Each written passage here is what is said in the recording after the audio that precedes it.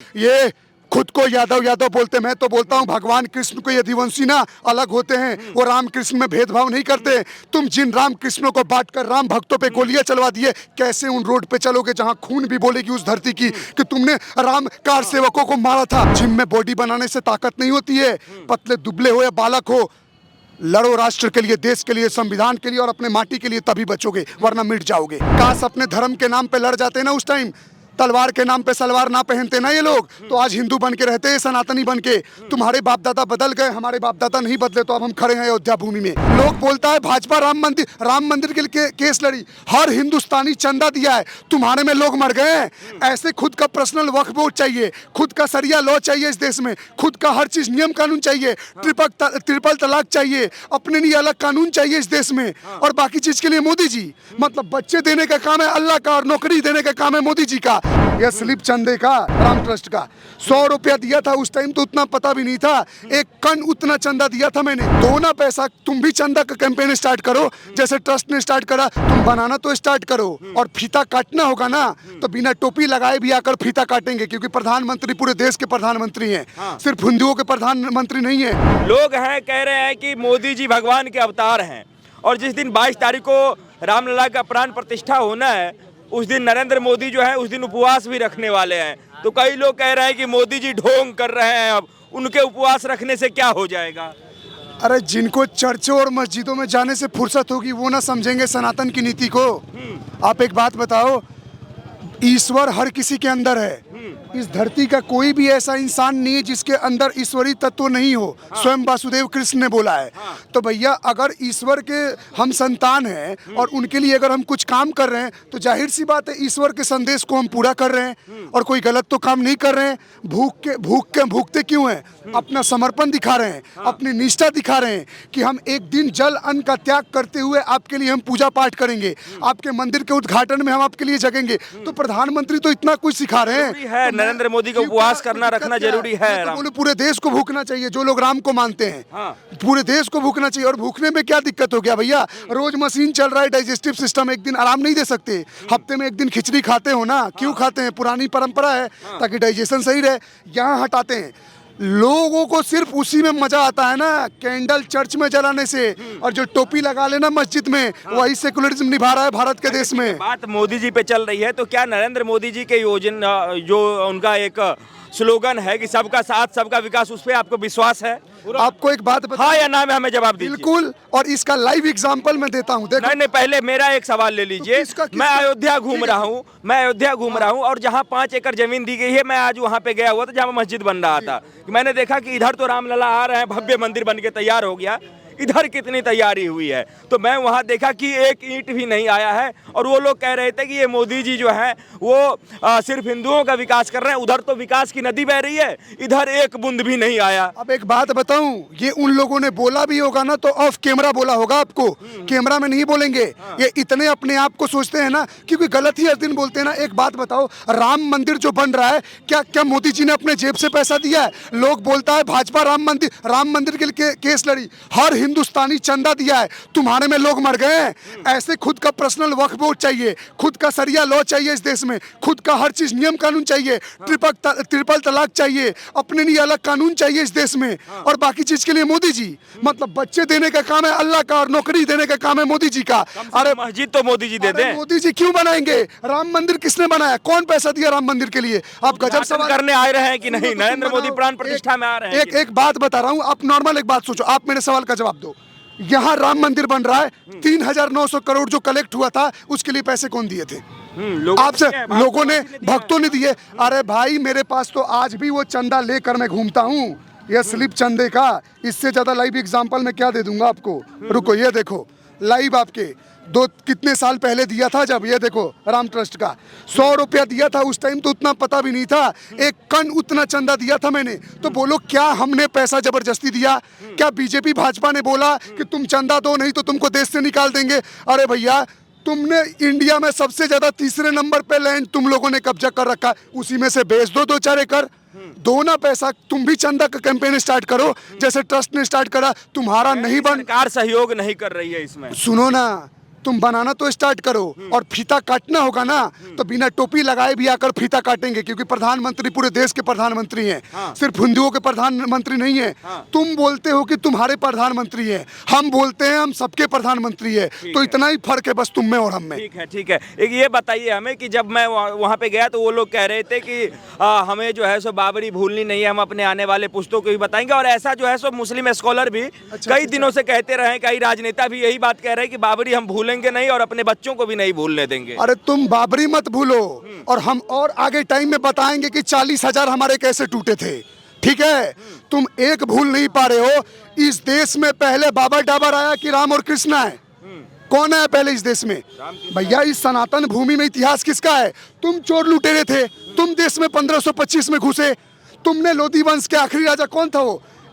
इब्राहिम लोधी को तुमने हराया। इब्राहिम लोधी को हराकर और तुम इस भारत में आए कबीले की तरह और रुक गए।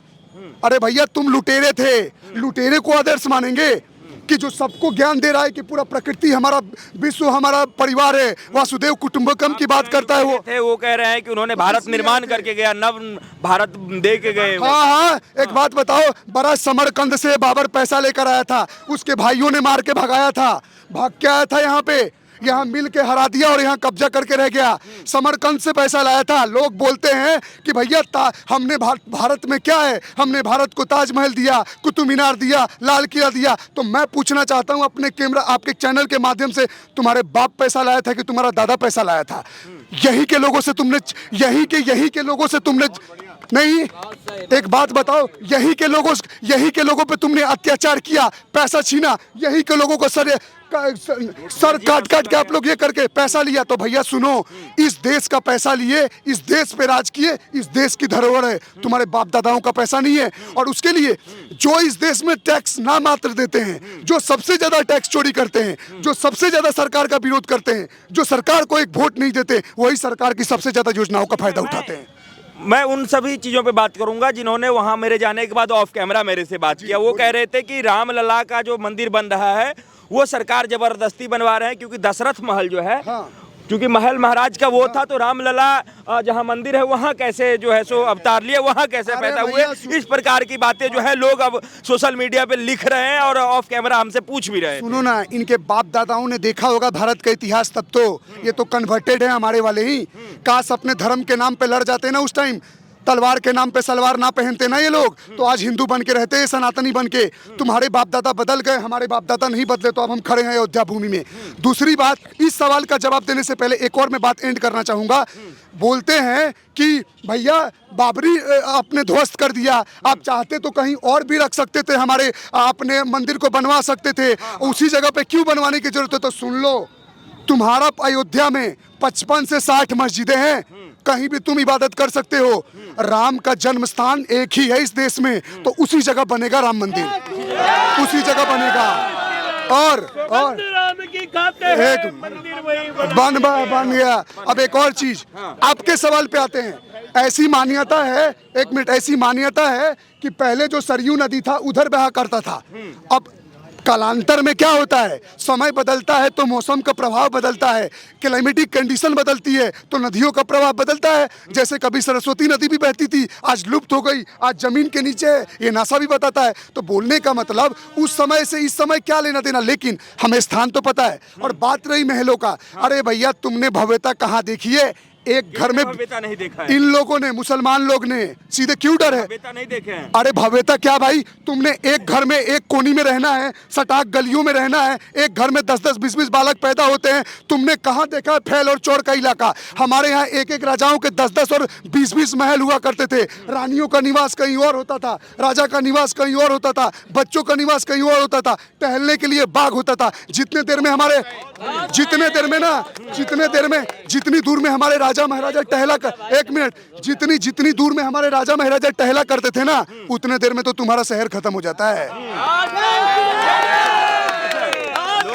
अच्छा एक बात देखिए कि लोग जो है आपकी बातों पे तालियां तो बजा रहे हैं, लेकिन सही बोल रहे हैं। मैं भी जो है सो आपकी बातों को मानता हूं, लेकिन एक बात बताइए, जो आजकल राजनीति करने वाले लोग और अभी तक जो राम मंदिर का विरोध कर रहे थे, उनका कहना यह है कि भारतवासी जो भारतीय लोग हैं उनके साथ जो है सो अन्याय हो रहा है, इसलिए उनके लिए मैं न्याय यात्रा निकाल रहा हूं। और 10 तारीख को या फिर 14 जनवरी को न्याय यात्रा निकाला जा रहा है, भारत जोड़ो यात्रा के तर्ज पे राहुल गांधी न्याय यात्रा निकाल रहे हैं, भारत न्याय। सुनिए, ये सीधा साधा एक सोचा समझा षड्यंत्र है। 22 तारीख को राम मंदिर में रामलला उनका प्रतिमा प्राण प्रतिष्ठा हो रही है। और दूसरा चीज, आप इनविटेशन दिया गया है कांग्रेस पार्टी को भी ना आने के लिए, नया बहाना न्याय। अरे जिनके बाप दादाओं ने देश पे अत्याचार किया वो न्याय निकाल रहे हैं। कौन सा न्याय? सिखों पे तुमने अत्याचार किया, इमरजेंसी लगाकर देश पे तुमने अत्याचार किया, तुमने 1947 में बंटवारा करके अत्याचार किया, तो जिनके खानदान ने अत्याचार पे अत्याचार किया वो न्याय यात्रा निकाल रहे हैं। गजब महाराज, जिनके बाप दादा ने राम मंदिर का दरवाजा भी खुलवाया था। तो साहबानों के केस से बचने के लिए, सुनो पूरा केस सुनो, साहबानों का केस था जिसमें इन लोगों का मुस्लिम समुदाय का था कि उसमें क्या हुआ था, साहबानों के केस में साहबानों की जीत हो गई। वो डिस्ट्रिक्ट कोर्ट में भी जीती, हाई कोर्ट में भी जीती, सुप्रीम कोर्ट में भी जीती। तो उससे मुस्लिम पक्ष नाराज ना हो जाए, इसलिए जबरदस्ती मुस्लिम पक्ष ने राजीव गांधी को प्रेशराइज करवाकर सुप्रीम कोर्ट का फैसला बदलवा दिया। जब सुप्रीम कोर्ट का फैसला बदलवा दिया, क्या या कोर्ट ने दिया कुछ, तो भाई तुम्हारी सरकार, तुम कुछ भी कर लो, तुम आज हर चीज में तो कोर्ट को बदलवा दिया, तो फिर हिंदू पक्ष नाराज ना हो जाए, इसलिए आपने ताला खुलवाया और आपने बोला रामलला वही है। अरे हमारे टेंट में रख दिया हमारे राम जी को इतने साल तक, और तुम निमंत्रण की मांग करते हो। ये खुद को यादव यादव बोलते, मैं तो बोलता हूँ भगवान कृष्ण को यदुवंशी ना अलग होते हैं, वो राम कृष्ण में भेदभाव नहीं करते। तुम जिन राम कृष्णों को बांटकर राम भक्तों पे गोलियां चलवा दिए, कैसे उन रोड पे चलोगे जहां खून भी बोलेगी उस धरती की कि तुमने राम कार सेवकों को मारा था, और आज इस रोड पे चलने की बात कर रहे हो और निमंत्रण की बात कर रहे हो। तुम लोगों को तो खुद जहन से आना नहीं चाहिए इस जगह में, और आ भी रहे हो तो भैया राम की नगरी है।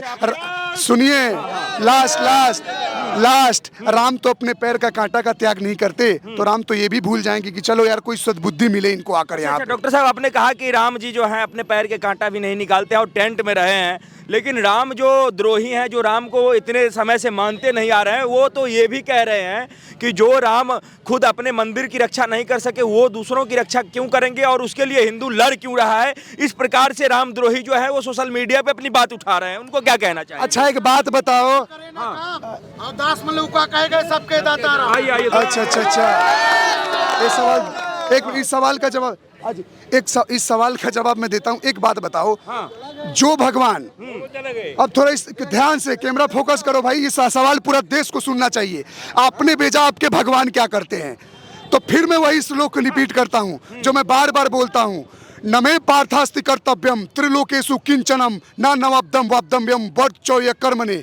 ये भगवान कृष्ण ने गीता में अर्जुन को कहा है, हे पार्थ, इस संसार और इस जगत में ऐसा कुछ भी नहीं जो मैं करना चाहूँ नहीं कर सकता। पलक झपकाते, चुटकी बजाते सब कुछ बदल सकता है। हजारों ग्रहों का जन्म हो सकता है, हजारों ग्रहों मिट सकता है, मैं जो चाहूँ कर सकता हूँ, लेकिन फिर भी मैं कर्म कर रहा हूँ। जब भगवान कर्म कर रहे हैं, युद्ध क्षेत्र में सारथी बनकर तुम्हें निर्देश दे रहे हैं, ये करो वो करो, तो उनके जाने के बाद उनके उद्देश्यों को क्या मनुष्य नहीं पालन कर सकता? क्या हर चीज के लिए भगवान आए धरती पे? क्या मनुष्यों का कोई कर्तव्य नहीं है? तुम निष्ठा से अपने परमेश्वर को मानते हो तो अपने परमेश्वर के दिए गए सीखों को सीखो और लड़ो करो। अरे भगवान नहीं आएंगे, भगवान हर किसी के रूप में है। अगर अपने भगवान की, अपनी मंदिरों की, अपनी साधु संतों की, अपने देश की, राष्ट्र की और यहाँ के लोगों को और भूमि को रक्षा नहीं कर सकते तो काहे का मनुष्य? तुम मनुष्य बोलते हो तो तुम पशु हो। ठीक है, मतलब पूरा तैयार है आप 22 जनवरी के लिए राम जी के स्वागत? अरे भैया, मैं एक हफ्ता से अयोध्या में हूँ, एक दिन के लिए आया था।